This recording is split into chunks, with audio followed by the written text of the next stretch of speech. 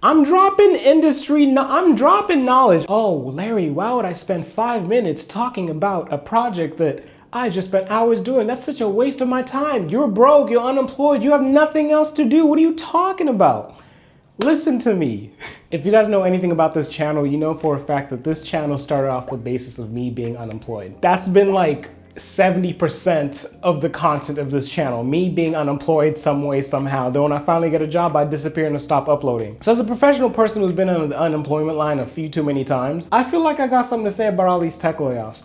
For one, there's so many. I've been jobless before, so I understand this whole feeling of like, I don't have a job anymore and I have bills to take care of. Not only that, some people have whole humans to take care of. Some people have to take care of their kids, help out their parents. And one thing that just never sat right with me is these last minute, you check into work and then you find out that you're getting laid off. This is the decision that they knew they were gonna have to make for a long time, but they chose to squeeze the last amount of work out of you before they had to. The companies never wanna just do a heads up like, numbers are looking, we're not really sure. We might have to do layoffs in like 2 months, prep for that. They never just want to give you that little crumb of like control over your life. And that frustrates me so much. When I had my first job, everything was great, moved out for the first time.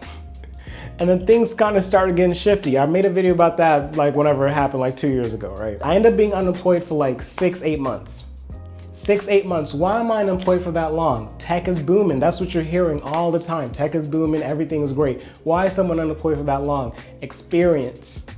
I didn't have the type of experience that other people did during COVID pandemic times. I don't know if you guys remember, but during the pandemic, companies did not know what was gonna happen next. In hard times, companies always wanna go with experience if they can even find any, and then when they do find that experience, they're gonna undercut them because there's no jobs out there. The world is messed up. When these companies give you these false, oh, we're so sorry this is happening as I'm a billionaire in my billionaire boat and my billionaire island, it is the most ridiculous thing to me, especially Facebook. Facebook specifically did not have to be going through whatever they're going through right now, but Mark wants to shift the whole company towards headsets and VR because his egos, and I don't understand it. Look, I understand that's a very long intro, but I want this video to be focused on the people it's kind of gonna affect the most. Actually, that's not even fair. It's gonna affect everyone equally, just in different parts of life. If you've been unemployed or you're looking for a job right now, I promise you, it's not gonna be easy. Take it as someone who literally had their whole YouTube live stream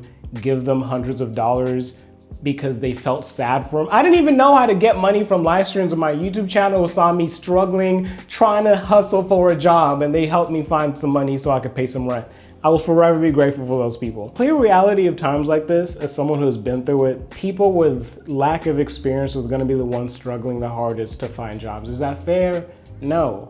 Don't you just want someone to bank on you and just take a risk on you? Yes, of course, but unfortunately, during hard times, companies don't really do that. They don't feel like taking risks on someone who might not pan out for like another year. So that being said, here are some quick points I will try to remind you guys or warn you guys of while you're looking for jobs. Again, I'm not the super expert of unemployment. So obviously the hardest part of this whole unemployment phase where you're trying to get back in the job market or not, the interviewing part, I'm gonna go against tech Twitter, tech YouTube, whatever, and just say stop spending so much time on LeetCode. I get it.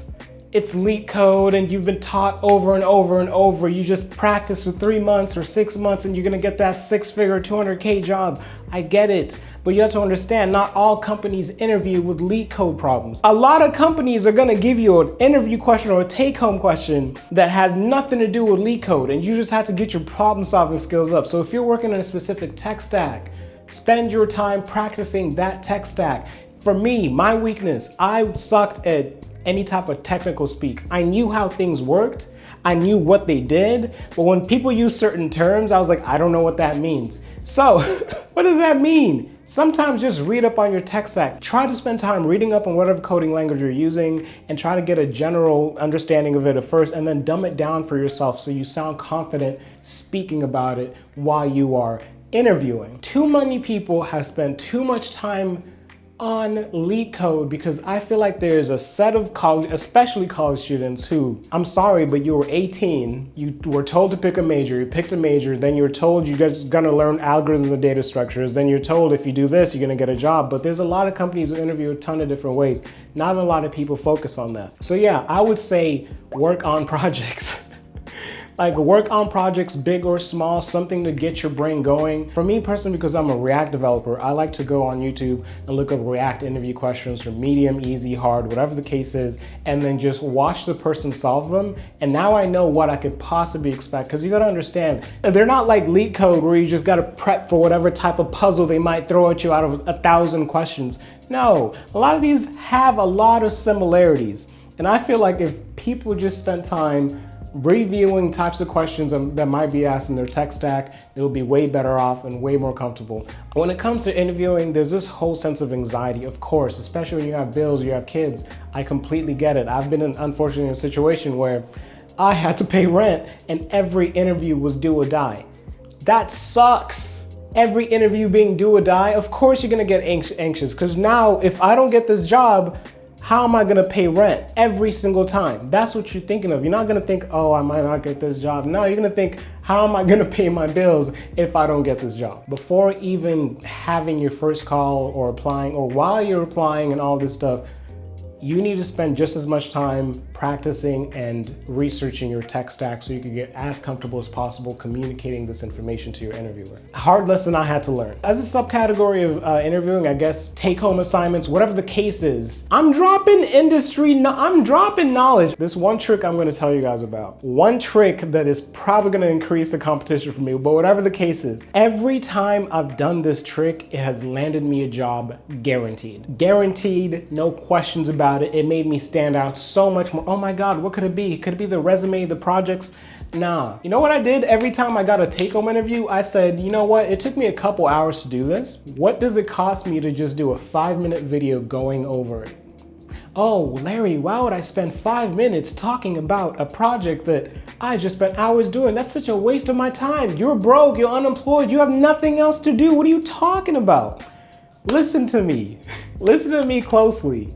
5 minutes going over a take-home assignment that you just did, even if they didn't ask for it, they never asked for this. Do a voiceover, screen record, go over what your thought process was. It's like you're giving them more information about you and your thought process and your personality. Throw like 1 or 2 jokes in there or something. Every time I've done this, it's resulted in me getting a job. It's never failed me. You worked your ass off making your projects, you worked your ass off getting your degree. Do yourself a favor and spend 5 more minutes making something better. A perfect example for me is I could work my ass off on a video, but when it comes to the thumbnails, I'm like, I'm trying to get better at that. If I'm working at a company and I have to go through more code submissions from a bunch of prospects, guess what I don't want to do? I don't want to read the same repetitive code. I want to see something that keeps me engaged, even a little bit. Subcategory or not, I don't really know. I need you guys to understand the most crucial part of this is the mental health part. Oh my God, he's talking about mental health again. He's always talking about mental health. I will always, no matter what list I give you, I'm gonna give you something about mental health every single time, dog. I have to, because that's something I had to deal with. I literally made a video talking about how I got an anxiety attack in the middle of an interview. The question was so easy and I got an anxiety attack because I could not grasp what they were asking me because I was freaking out. I had rent to pay. No matter how much grinding you're gonna have to do in this job hunt, please understand that make it a part of your day, a part of your prep process to take care of yourself. Whether it's going outside for an hour, socializing with friends, if you have to limit this time, that's perfectly fine. Just make sure you do it. Because if you don't, it will result in a bunch of shit going wrong. I promise you, you are nothing but a machine. You're just a meat machine, and there's some things you have to do to maintain your brain. I'm sorry, a lot of people don't like this mental health talk because they might get tired of it, but people will lack at that and they'll get frustrated at themselves. Things won't click as much. You're not gonna be it's not gonna be as easy to get into a flow state. There's so many things that could go wrong. And I get it, some people can simply just sit down in their house for like a month straight and just grind and be perfectly okay. If that's you, that's you, but I don't think that's the majority of people who could do that. I'm gonna leave this off as like an extra, but just do your best to have a solid support system. I was very lucky and privileged. I got a chance to just take a break from job hunting, and I went to live with my mom. When I finally landed a job after like 8 months of job hunting, I decided to go live back with my mom because my mental health was so dragged down. Like I couldn't even celebrate having a job. That's not okay. So after I took a mental health break and I decided, okay, let me start looking for jobs again. I think I have job hunting PTSD or unemployment PTSD because every time I think about unemployment or just being in that situation, I think about the fact that I was unemployed for so long. But once I got my mental health right, once I calmed myself, once I knew whatever I had to do, I got my brain right, my next job hunt literally lasted 3 weeks. I sent applications in 1 week. The next week, I started getting calls, first or second calls. Third week, technical interviews, and then fourth, I have an offer. It's a whole system, and I've done that 2 times. I wish you all luck.